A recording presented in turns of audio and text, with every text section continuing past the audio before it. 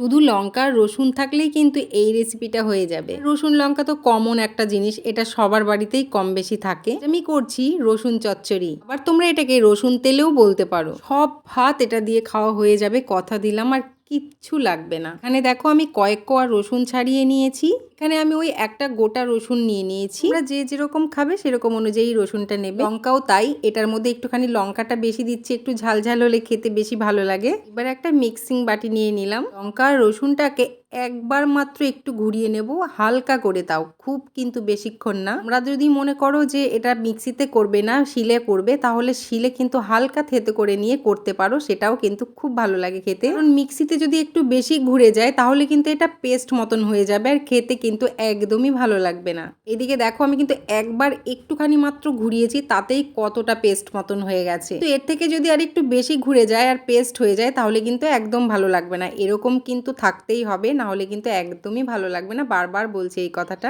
এবার কড়াই গরম করে তাতে পরিমাণ মতো সর্ষের তেল দিয়ে দিলাম। এর মধ্যে কিন্তু তেলটা একটু বেশি পরিমাণেই লাগে। তেলটা গরম হয়ে গেলে এর মধ্যে দিয়ে দিলাম হাফ চামচ মতো কালো জিরে। ফোড়নটা থেকে খুব সুন্দর একটা গন্ধ বেরিয়ে গেলে এর মধ্যে রসুন লঙ্কাটা যেটা একটু ঘুরিয়ে রেখেছিলাম সেটা কিন্তু দিয়ে দিলাম। আমি তোমাদের সাজেস্ট করব তোমরা একবার হলেও শিলে থেতো করে এটা খেয়ে দেখো। এবার এর মধ্যে পরিমাণ মতো হলুদ গুঁড়ো দিয়ে দিলাম, আর দিয়ে দিলাম পরিমাণ মতো নুন। এবার কন্টিনিউ কিন্তু এটাকে নেড়ে যেতে হবে। আমার হাতে যেহেতু একদম কম সময় ছিল ওই জন্য কিন্তু আমি এটা মিক্সিতেই করেছি। তো ভালো হয়েছিল খেতে। তোমাদেরকে যদি একবার খাওয়াতে পারতাম তাহলে তোমরা বুঝতে পারতে এটা কতটা ভালো হয়েছিল খেতে। এবার এর মধ্যে দিয়ে দিলাম দুটো গোটা কাঁচা লঙ্কা। এটা তোমাদের ইচ্ছে হলে দেবে, না হলে দেবে না। আমার যেন মনে হচ্ছিল হলুদের পরিমাণটা একটু কম হয়ে গেছে, ওই জন্য আমি আরেকটু হলুদ দিয়ে দিলাম।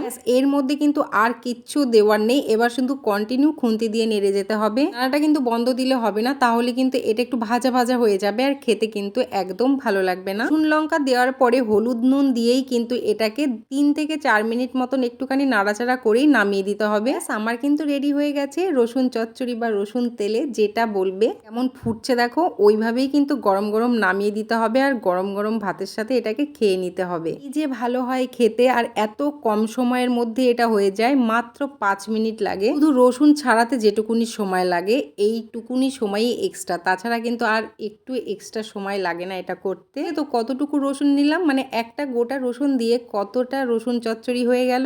এইটুকুনি দিয়েই কিন্তু 4-5 জনকে তুমি খাইয়ে দিতে পারবে। তারা যদি একবার খায় তাহলে কিন্তু আর একবার চাইবে, তাই একটুখানি বেশি করেই কিন্তু করো। ওরে আমাকে অবশ্যই জানাতে হবে তো যে কেমন হয়েছিল। কমেন্ট বক্সে কিন্তু অবশ্যই জানিও যে এটা খেতে কতটা ভালো লেগেছে তোমাদের। আজকের মতন ভিডিওটা এখানেই শেষ করছি, আবার দেখা হবে নেক্সট ভিডিওতে। আমার ভিডিও ভালো লাগলে লাইক করো, কমেন্ট করো, শেয়ার করো, অবশ্যই অবশ্যই আমার পেজটাকে ফলো করে দিও। টাটা।